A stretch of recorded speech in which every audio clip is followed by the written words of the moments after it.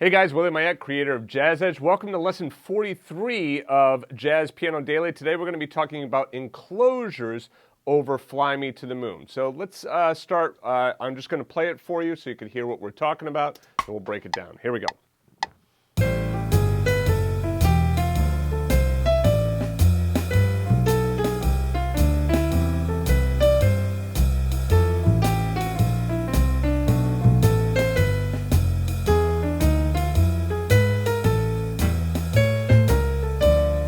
All right, so now you can start to hear that it really starts to sound a lot more jazzy, doesn't it? And enclosures are kind of the secret sauce for jazz improvisation. So let's dive into this right here and get a little bit more specific, all right?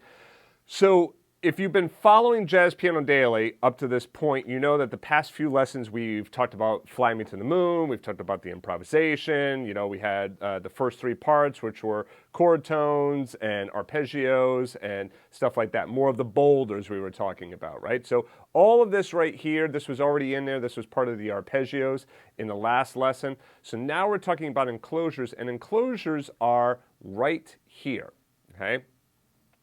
This kind of stuff right here is what really is the secret sauce. So what's going on here? You see we're starting on the third, right, for our A minor. And before we go in, right, so remember we were doing the chord notes and just kind of coming down the chord tones? Well, now it's an eighth note line, which is much more indicative of jazz improvisation, to have more of those stringing eighth note lines. You see I start on the third, and then I do this double chromatic that would lead me to the A, but then I come up a whole step above, and then I resolve to the A.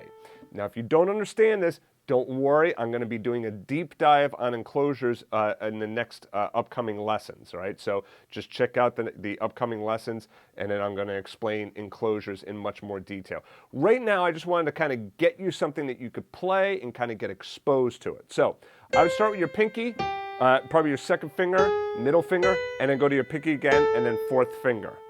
And then you see, again, my target here is I'm trying to get to the F there, and I'm trying to get to the A. Those are my targets. So actually, let me rewrite this for you. Okay, the blue right here is my targets. Okay, the red box is the enclosure. So here's your enclosures. So this is what we would call a double chromatic from below and a whole step from above, resolving to that target note. Then I have a half step from below, whole step from above, resolving to this target note. And then this right here was all an arpeggio, right? Remember that, the arpeggio? Okay. So these enclosures, what they allow you to do is they allow you to delay the resolution of the line. So rather than, remember before we were just doing the chord tones, third, root, seventh, fifth? Well, now you see the only chord tones here. Yes, we could say that's the seventh, right? So that's a chord tone. That's the ninth, sure. This is the fifth, that's the seventh. But really, I'm kind of like thinking of them more as part of the enclosure and really thinking about these right here, these two notes as being my targets. The root right here on beat 3, and then the third of D minor on the and of 4. We also start here on that third, but this is not a target because we're not starting over here in the beginning, right? So when we're starting on that, well, we're already there, so we can't target that note. All right, so let's just focus right now on playing the line, and like I said, if you want more information on enclosures, don't worry, we're going to go into a deep dive with several lessons on enclosures.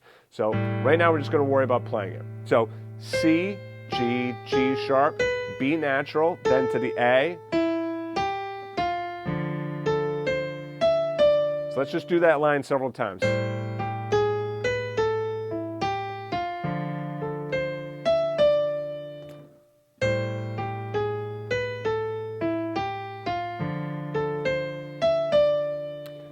Pinky, second, middle, pinky, 4, thumb, second, middle. You could do second as well. And then I go to my thumb on the F. And that's all pretty simple. 1, 2, 3, 5, 4. Let's speed it up a little bit. Here we go. again, again. All right, let's move on now to the G7 chord.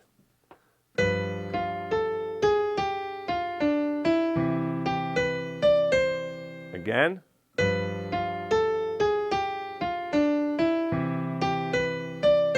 Now what you notice here on the G7 chord, again, first of all, this is all the same. All these arpeggios are the same from the previous lessons, right? So really, the only thing that we have to really focus on is this first measure right here. That's the new stuff. All right, so here, starting on the third, this enclosure is a little bit different now.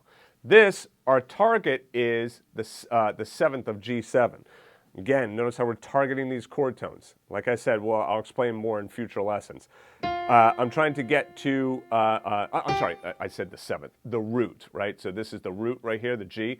I'm starting on the 7th, right? So here, starting on the 7th, a whole step below the root, then I do a double chromatic that then leads me down to the G, which is my root. Then 7, and then notice this enclosure right here.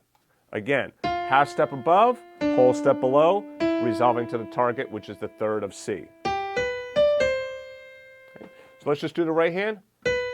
I would do pinky, second, 4, 3, and then I would hit your thumb, second thumb, and then second finger there, and then cross underneath or lift up, and then hit your thumb.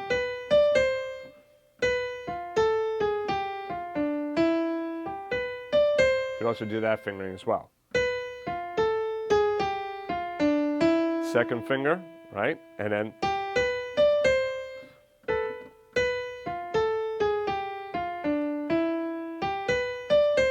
with the left hand chords.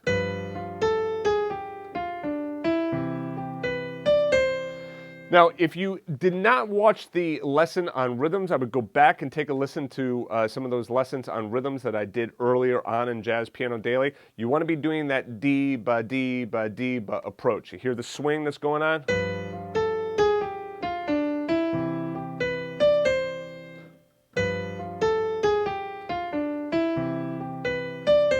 One more time. Okay, let's move on now. The F major chord.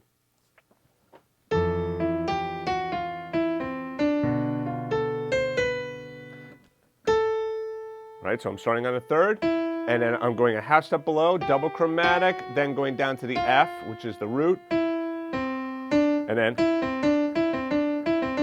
see this enclosure right here. Okay, whole step above, whole step below, then I go to the 3rd of the B minor 7 flat 5. And then finally, let's do this last line here.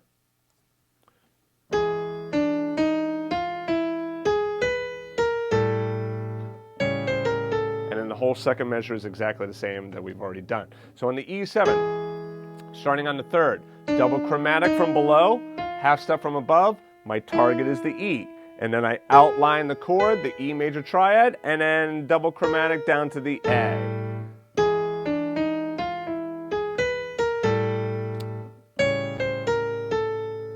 All right, so now let's go through and let's just play this a couple of times along with the band here. Okay? All right, so here we go.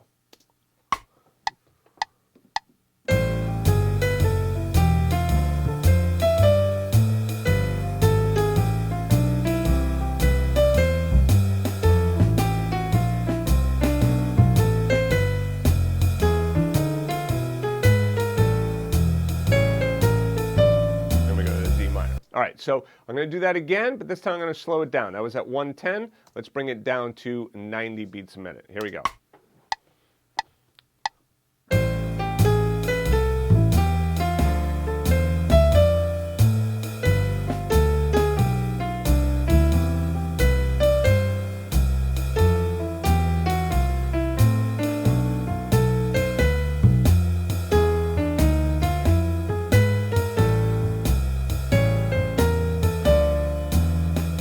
Now, remember, there's no harm in just doing the left hand by itself, the right hand by itself, before you start putting it hands together.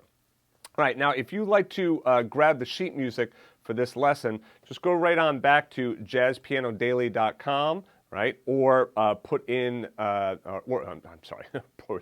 or take a look at the card that just popped up on the right-hand side of the video. And then do me a favor, if you like the video, please subscribe, like the video, and turn on notifications and all of that good stuff. All right, that's it for me. I'll see you in the next lesson, or I'll see you back at jazzpianodaily.com.